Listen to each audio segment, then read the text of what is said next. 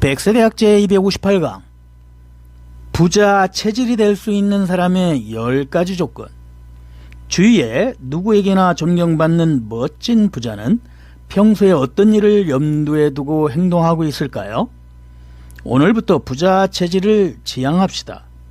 신중년 행복 디자이너 이기철입니다. 첫 번째, 부자가 되기 위한 3가지 필수 조건입니다. 하나, 성실한 사람일 것. 우선은 성실한지 좋은 사람인지가 중요하죠. 사람의 본질적인 부분은 항상 주변 사람들에게 보여집니다.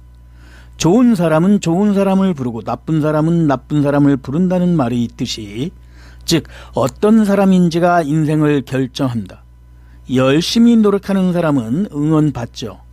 그래서 성실이 전제가 됩니다. 둘, 작은 약속을 지키고 신뢰를 쌓는다. 비즈니스에서는 신뢰관계가 중요합니다.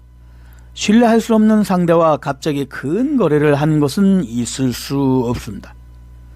처음에 작은 신뢰가 있어야 큰 신뢰를 얻을 수 있죠. 그래서 작은 신뢰를 축적해서 신뢰 잔고를 늘리는 것이 중요합니다. 예컨대 시간을 엄수한다든지 사소한 부탁을 제대로 해낸다든가 작은 신뢰 없이는 큰 사업이 성립될 수 없답니다. 셋, 고맙다고 감사를 잊지 않는다. 고맙다는 말을 듣기 전에 스스로 고맙다고 말합니다. 게다가 말을 걸기 전에 해주는 것이 미소입니다. 돈 많은 사람들은 아주 좋은 미소를 짓고 있어요. 웃는 얼굴에는 비용이 들지 않아요. 웃는 것만으로도 비즈니스가 된다는 것입니다. 또 성공한 사람들은 칭찬을 잘합니다. 남을 깎아내리기는 쉽지만 칭찬하기는 어렵죠. 그래서 밤낮으로 칭찬을 하기 위한 노력을 한답니다. 칭찬할 줄 알면 사람을 미소 짓게 하고 자신도 웃는 얼굴이죠. 고맙다는 감사를 받고 나도 감사하다 생각만 해도 동기부여가 되네요. 두 번째, 부자들에게 공통된 4가지 일 스타일입니다. 하나, 구조를 만들어 단단히 준비한다. 무언가를 시작하려고 할 때는 꼼꼼한 준비가 중요합니다. 부자들은 일을 시작할 때 반드시 장치를 만듭니다. 여기서 장치란 비즈니스의 구조죠. 제대로 된 구조를 만듭니다. 그 준비에 얼마나 시간을 쓸 수 있느냐입니다. 기회를 잡는 사람은 준비와 기회가 교차했을 때 행동할 수 있는 사람입니다. 그런 사람에게 기회가 생깁니다. 운이 좋은 게 아니라 평소 준비하는 사람만이 잡을 수 있는 게 운이죠. 둘, 팀을 구성하여 주체적으로 움직인다. 성공하고 있는 사람들은 반드시라고 해도 좋을 정도로 팀으로 움직이고 있습니다. 팀으로 달려야 운을 얻을 수 있습니다.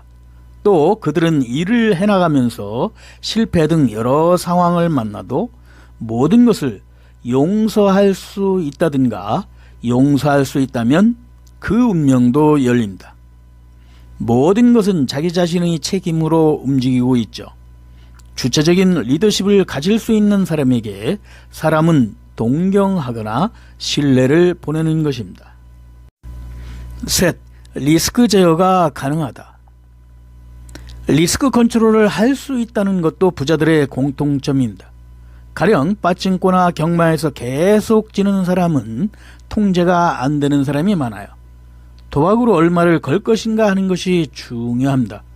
쓸 금액을 얼마까지로 정해버리면 빚을 안 지죠. 경영에는 위험이 따르기 때문에 도박과 비슷한 부분이 있어요.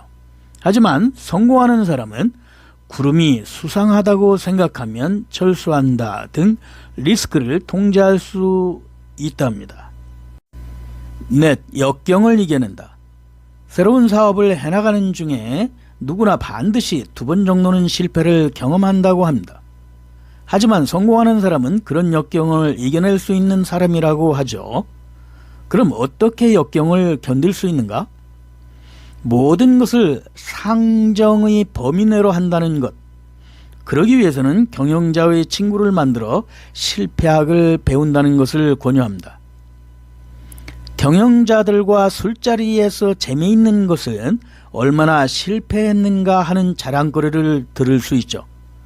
투자했다가 100억 원 손해봤다거나 아파트도 날렸다 등 그런 얘기를 많이 들으면 역경의 패턴을 알 수 있어요. 일어날 수 있는 역경을 미리 상정해 두는 것으로 만일의 경우에도 냉정하게 대처할 수 있다고 할 수 있을 겁니다. 세 번째, 부자들이 평소에 하는 세 가지 습관. 하나, 배움을 위해 자기 투자하기. 돈을 차곡차곡 모으고 그 돈을 자신의 배움을 위해 투자하는 자세는 부자가 되기 위해 필수적이고 공통점입니다. 예컨대 3만 원짜리 책을 사서 읽는 것만으로도 매우 많은 배움이 되죠. 세상에는 300에서 500만 원 같은 비용이 드는 세미나도 있지만 그런 것도 굳이 추천하는 이유는 하이클래스의 사람들이며 그러한 사람들을 만날 수 있는 의의가 큽니다. 자기 성장을 위해 돈을 자기 투자하는 것도 필수입니다. 둘, 상품 자재에 부수되는 물건에 눈독을 들인다. 지난 20세기 초 미국에서 석유 발굴 붐이 일어났을 때 가장 돈을 많이 번 사람들은 누구였을까요? 사실 석유를 발굴한 사람들이 가장 돈을 많이 벌었던 건 아니에요. 석유나 금광을 파는 데 필요한 것, 청바지 즉 노동자 작업복이거나 삽, 괭이 등 본업에 부수되는 가장 가까운 비즈니스가 성공한다는 것입니다. 예컨대 핸드폰이면 핸드폰뿐만 아니라 커버나 앱 등 부수적인 것을 판다. 눈앞의 사물뿐만 아니라 그 주변도 바라본다. 그런 생각을 거듭 함으로써 부자에게 다가갈 수 있답니다. 셋, 언제나 경영자의 눈으로 본다. 지금 바로 창업이나 경영자가 되려고 생각지 않아도 평상시 경영자의 시선으로 사물을 보는 것은 큰 차이가 납니다. 당장 회사를 운영하려고 해도 회사는 할 수 없죠. 가게에 갔을 때 얼마나 팔리는지, 인건비와 이익, 집세는 얼마나 되는지 등 평소에도 항상 경영자 눈높이에서 보면 시작 시점부터 달라요. 부자의 80%는 가난한 사람이었다. 또 부자가 되는데 학력은 거의 관계없다는 말이 있습니다. 즉 어떤 사람도 부자가 될 수 있는 가능성이 똑같이 있다는 것입니다. 이와 같이 살펴본 부자 체질이 되기 위한 조건은 또 주변으로부터 신뢰받고 필요로 하는 인간이 되기 위한 조건이라고 파악할 수도 있습니다. 꼭 위 내용들을 실천하여 부자의 체질로 스텝업해 나갑시다.